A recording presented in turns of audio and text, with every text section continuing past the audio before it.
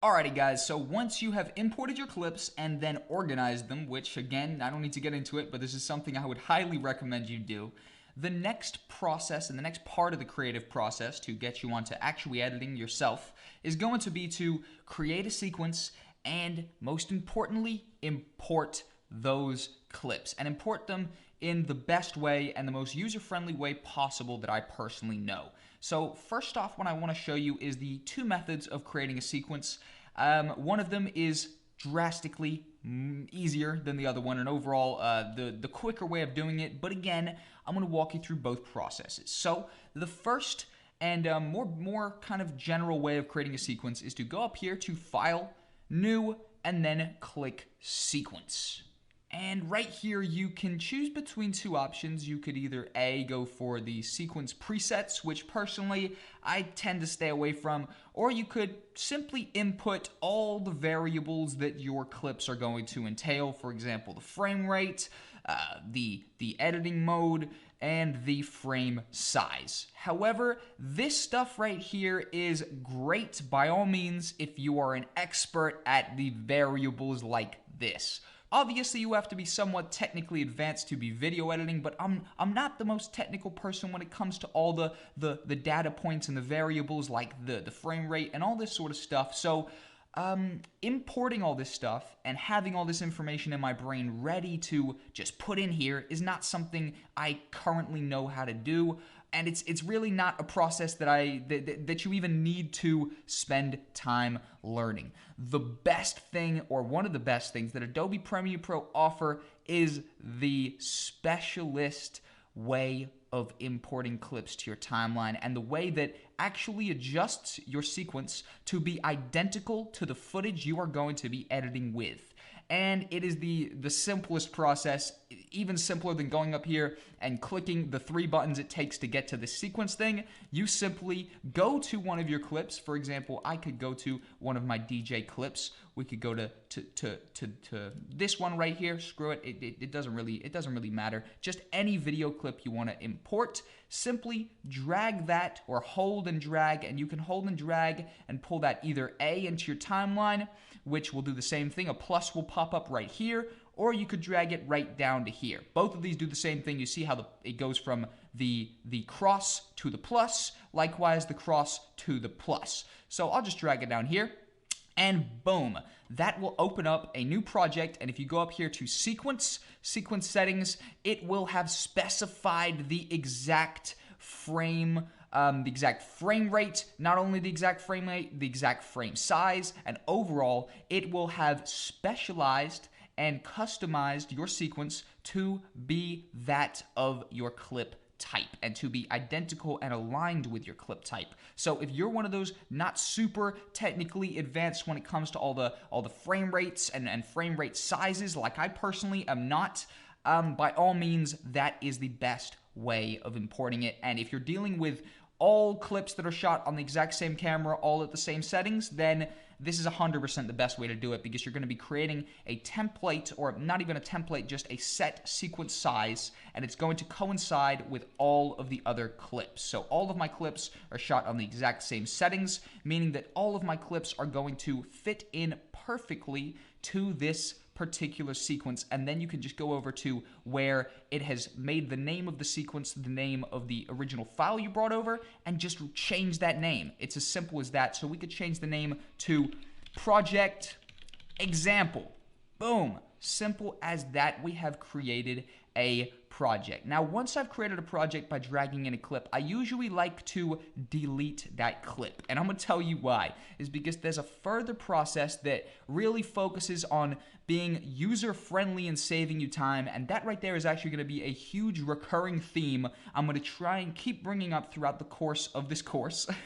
Not to throw a pun in there or anything. But the repeated thing I'm going to be talking about is user friendliness. That is such a key part of my editing process, and I've tried to specialize and try and include as many user-friendly tactics, such as that way easier way of starting a sequence right there that I just showed you by dragging it here or dragging it here. That is by far the most user-friendly way of doing that, just like simply opening up your file and dragging all your clips down here is the most user-friendly way of importing your clips. So that is going to be a huge theme throughout this. And this next method I'm going to show you before importing your clips is the most user-friendly way of actually getting your clips into your timeline in the exact right area. And that is going to be the use of the in and out points.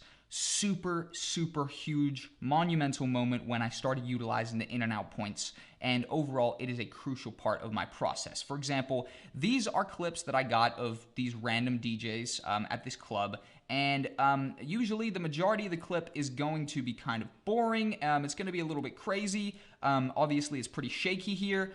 The in and out points enable us to start this from a select point. So for example, if we play this throughout and we see a nice point where we want it to start, for example, just like there when these strobe lights start going on, we could actually bring our dial until the strobe light comes on and add an in point. Now the way we would do that is simply by pressing I, the I key. Boom. Once you do that, you see it starts an in point. That means this clip, when I import it, it's not going to start over here at the beginning where clearly I don't want this section here. It's going to start right here. Boom. Exactly where these strobe lights start, where is exactly where I want it.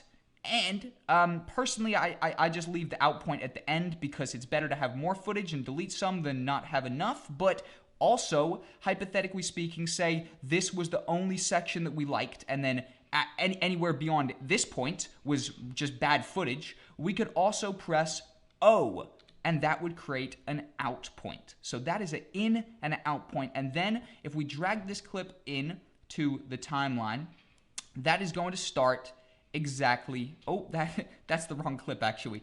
It's 2:15, so if we go find this 2:15, that is the clip that we've in and outed. If we drag that into the timeline now and delete that one, you see it has just selected this small point that we selected was the point that we liked. So that is a crucial part of my editing process, and I would advise you guys to, again, get into the habit of doing this. It's going to save you a lot of time if you simply just work through your clips and put an in and out point for where you think the clip should start. So for example, this one again, I'm going to boom, put that there where the strobe happens again. And I'm actually just going to work through all these clips here by simply in and outing these clips, okay? In and outing them is a crucial part. Obviously, you don't have to do this depending on the project, but for example, just here when he turns to the crowd, we could add an in point. And again, you don't have to add those out points if you don't want, because it's better to import your clip and have all this extra room to work with, where say you want to cut it off there, so you would cut it, then maybe it was only here and you wanted it to be here or whatever, you know what I mean? So you may as well have more footage than not enough, and you're worrying about that. But overall, quickly go through and in and out all these points. I'm going to come back just in 1 sec when I've in and outed, and then we're going to work about, then we're going to go about rather importing those clips into our timeline. Okay, so now I've just quickly in and outed all of my clips. Boom, you can quickly see an in and out point at all of these clips. Next is importing, and importing is an extremely simple process. I'll show you right now quickly how to do it. You could drag this, boom, and let it go, and there you go, you've imported. However, there's one little trick that could help you just not have such a cluttered and crowded timeline here if you don't, for example, need the audio.